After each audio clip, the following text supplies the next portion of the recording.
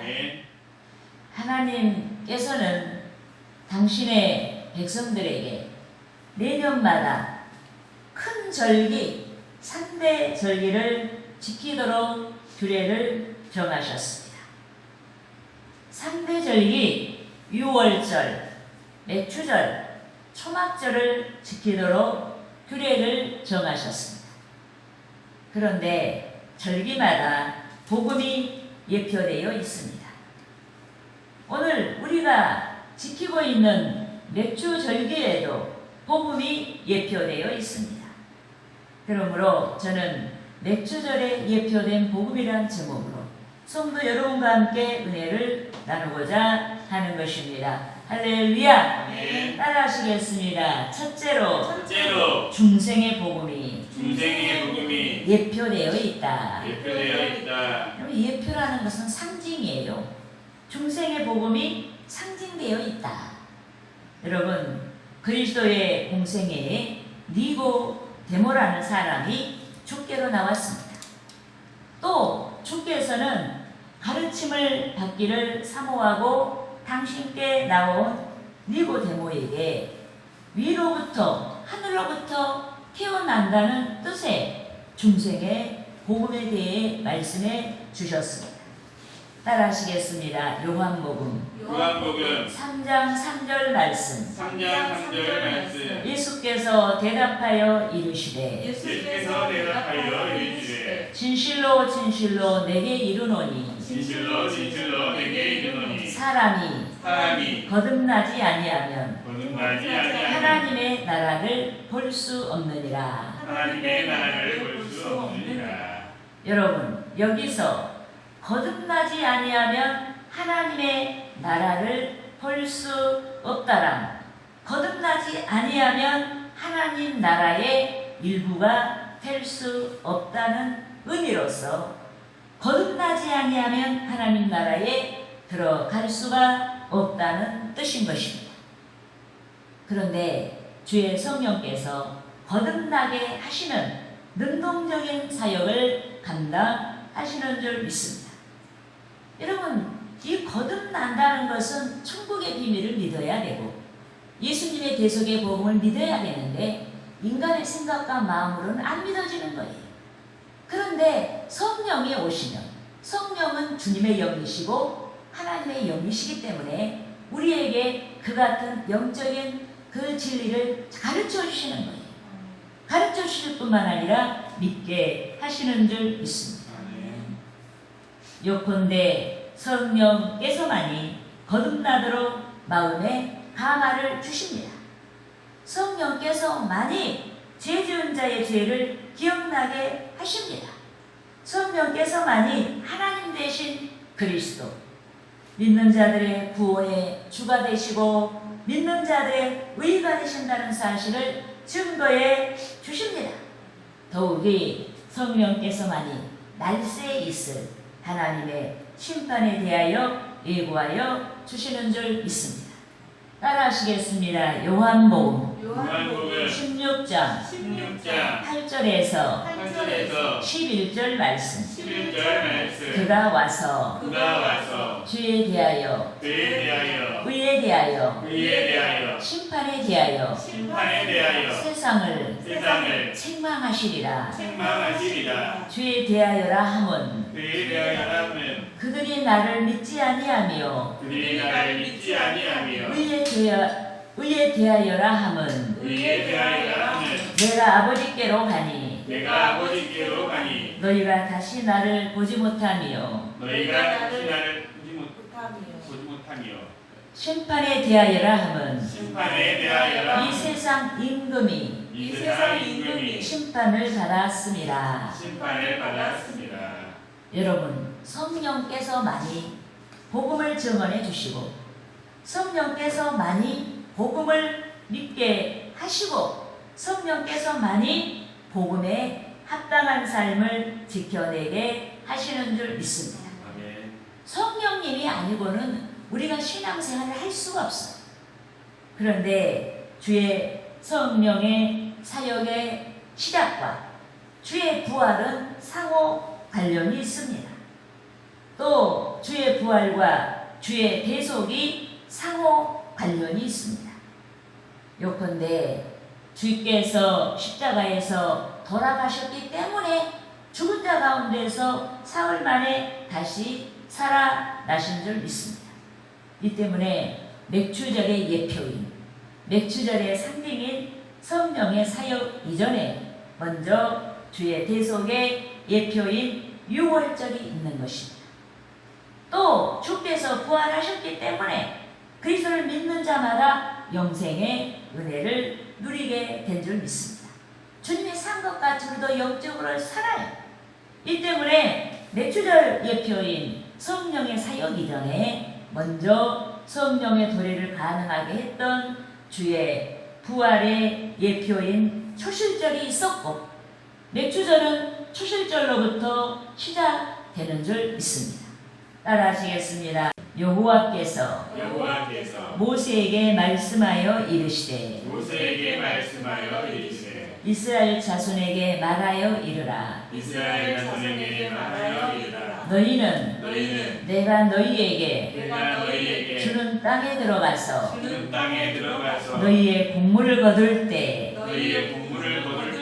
너희의 곡물의 첫 이삭 한 단을 제사장에게로 가져갈 것이요 제사장은 너희를 위하여 그 단을 여호와 앞에 기쁘게 받으심이 되도록 흔들되 안식일 이튿날에 흔들 것이며 믿습니까? 아멘. 여러분, 맥추절은 보리 타작 기간입니다. 또 맥추절은 주의 부활로부터 50일째 되는 오순절 성령 강림을 예표합니다. 그런데 부활하신 주께서 지상사역 40일을 마치시고 승천하셨습니다. 또 주께서는 승천을 준비하시며 그의 제자들에게 성령을 약속하신 줄 믿습니다. 따라하시겠습니다. 사도행전 1장 4절에서 5절 말씀 사도와 함께 모이사 그들에게 분부하여 이르시되 예루살렘을 떠나지 말고 내게서 들은 바 아버지께서 약속하신 것을 기다리라. 요한은 물로 세례를 베풀었으나 너희는 몇 날이 못되어 성령으로 세례를 받으리라 하셨느니라. 여러분, 성령을 약속하신 주께서 승천하셨고 성령의 약속을 믿은 주의 120 제자들은 한 곳에 모였습니다. 한 곳에 모여서 10일 동안 간절히 기도드렸습니다. 약속하신 성령을 기다리며 기도드렸습니다. 그런데 오순절이 이르자 주께서 약속하신 대로 모여 기도하고 있었던 제자들에게 성령을 충만하게 부어주셨습니다.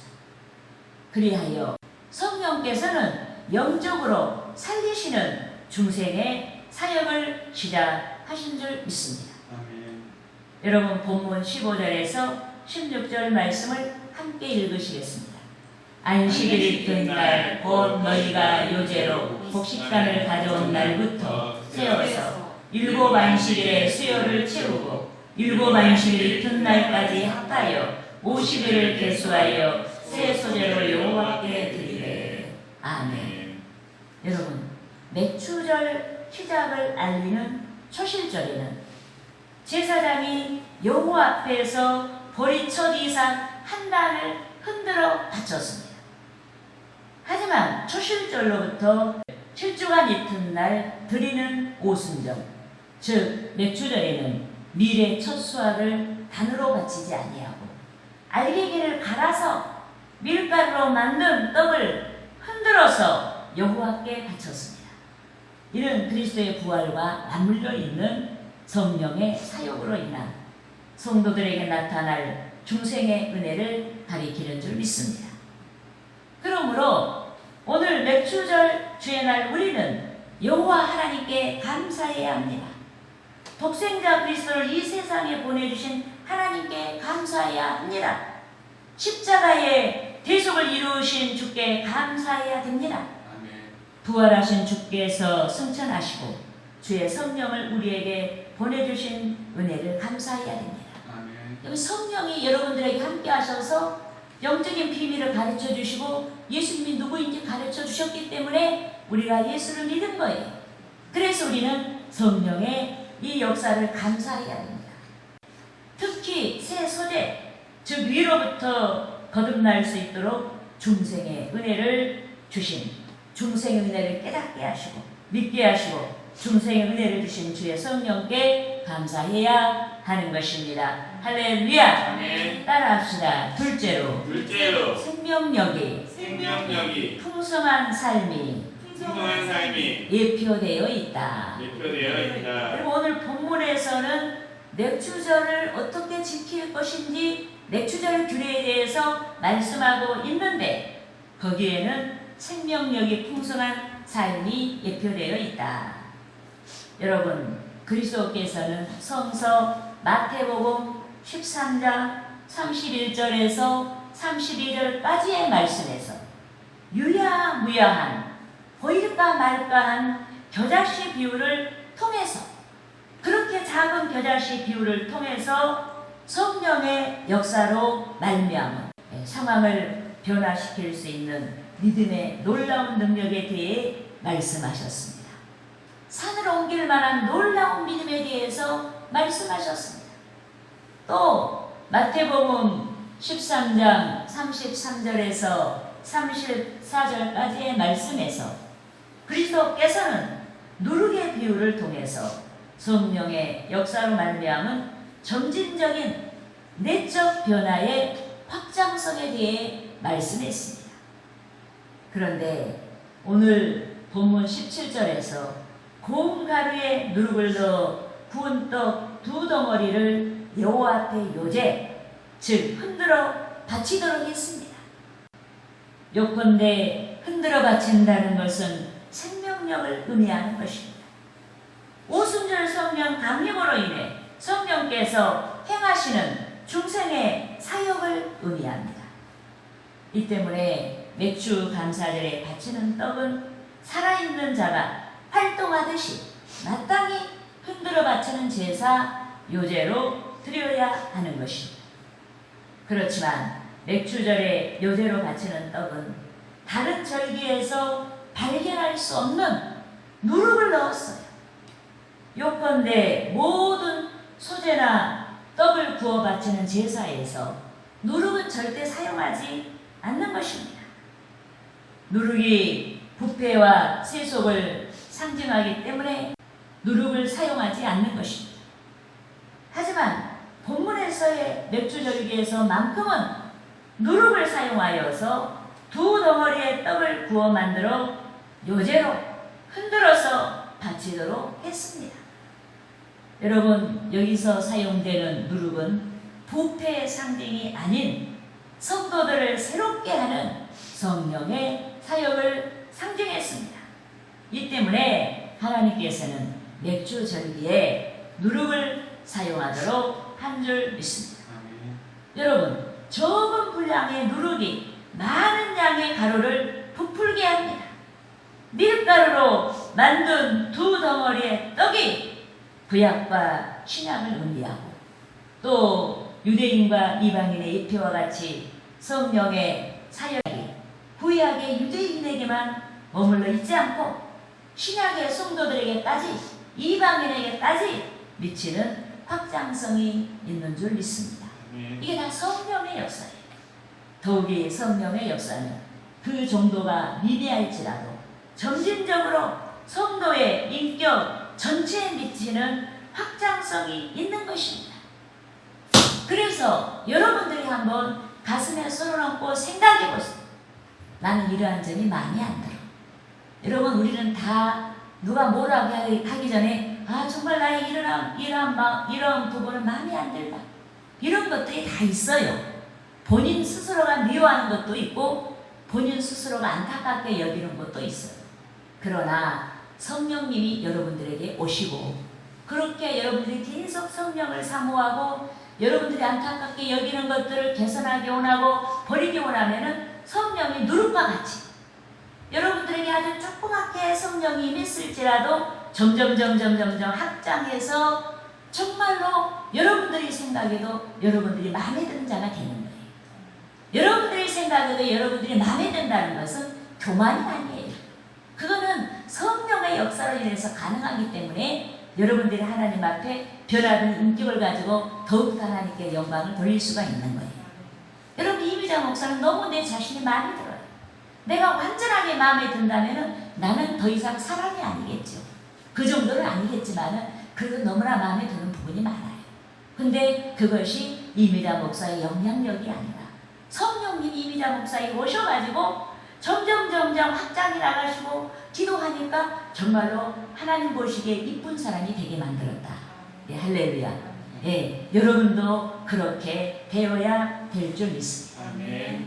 여러분 그리하여 중생한 성도들에게 풍성한 맥주절의 제사같이 우리가 성령의 충만함을 받게 되면은 놀라운 삶의 축복과 은혜가 따르게 되는 줄 믿습니다.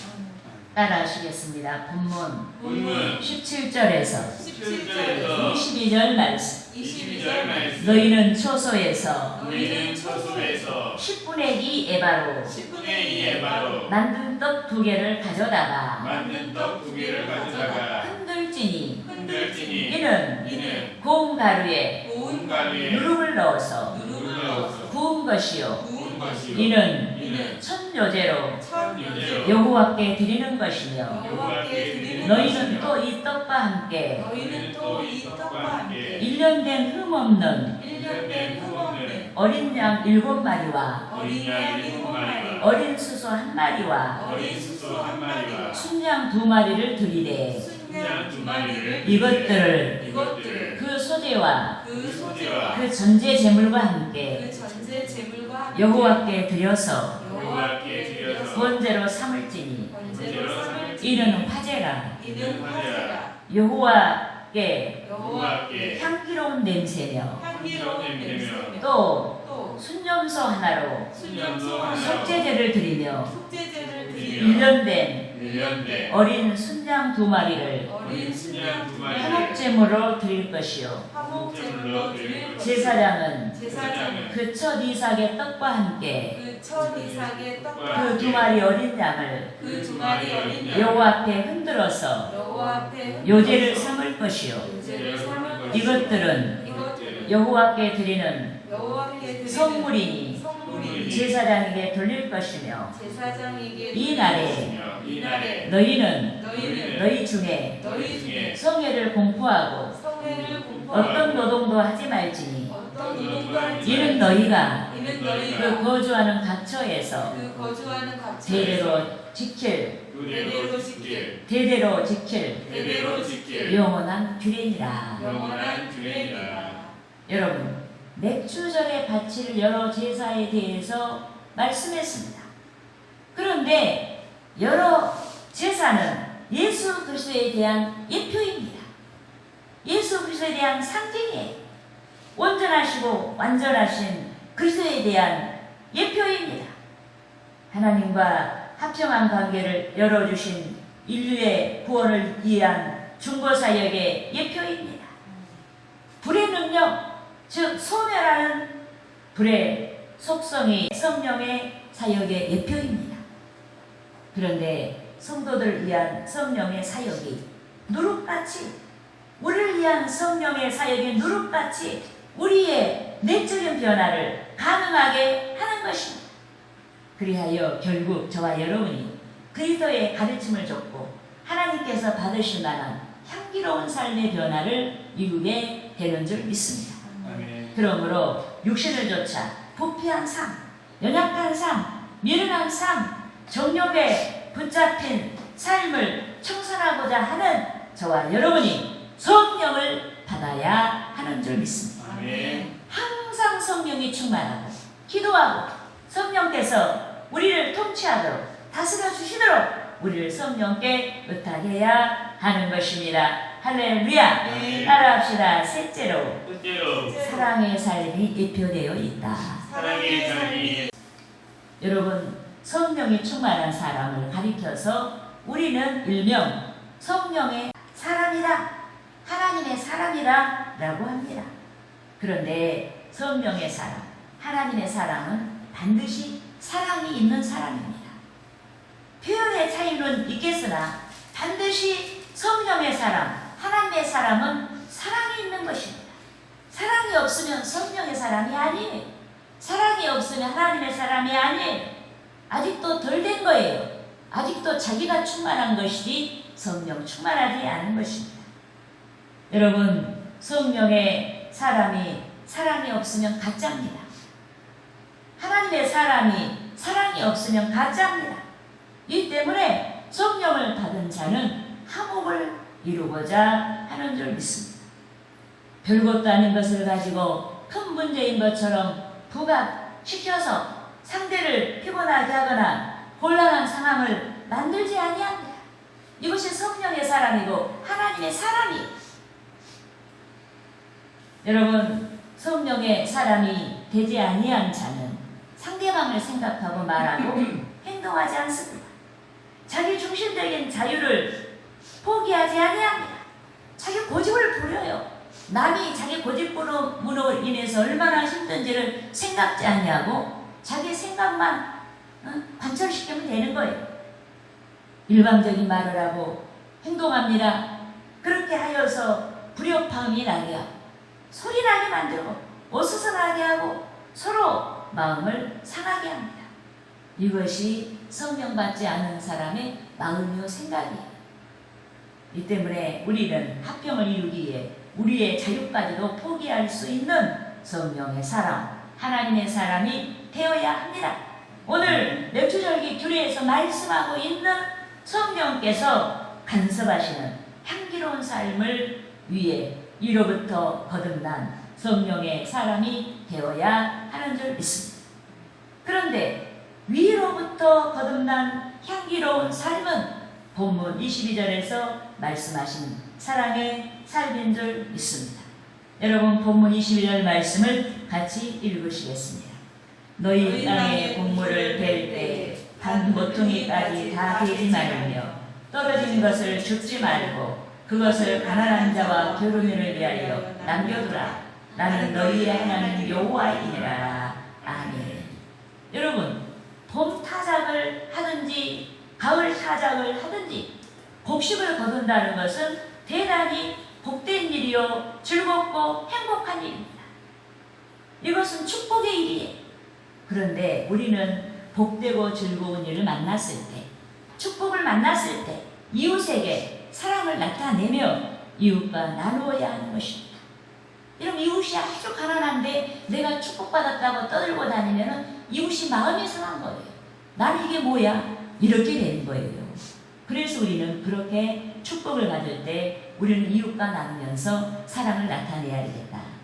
본문에서처럼 우리들이 거두는 때 우리는 애롭고 가난한 이웃에게 혜택이 가도록 베풀어야 하는 줄 믿습니다.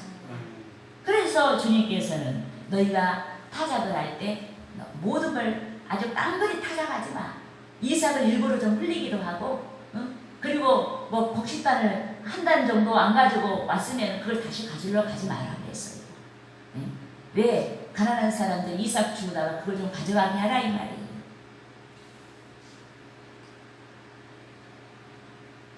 여러분, 하나님께서는 곡물을 벨 때 모퉁이까지 다 베지 말고 또 떨어진 이삭을 줍지 말라고 말씀하셨습니다. 이는 의도적으로 가난한 자들이 취하도록 바라는 말씀인 줄 믿습니다. 그런데 사랑의 발로에서 시작된 남매 삶은 신명기의 말씀에서와 같이 여러 정황에서 항상 실천해야 하는 줄 믿습니다. 따라하시겠습니다. 신명기 24장 19절에서 22절 말씀.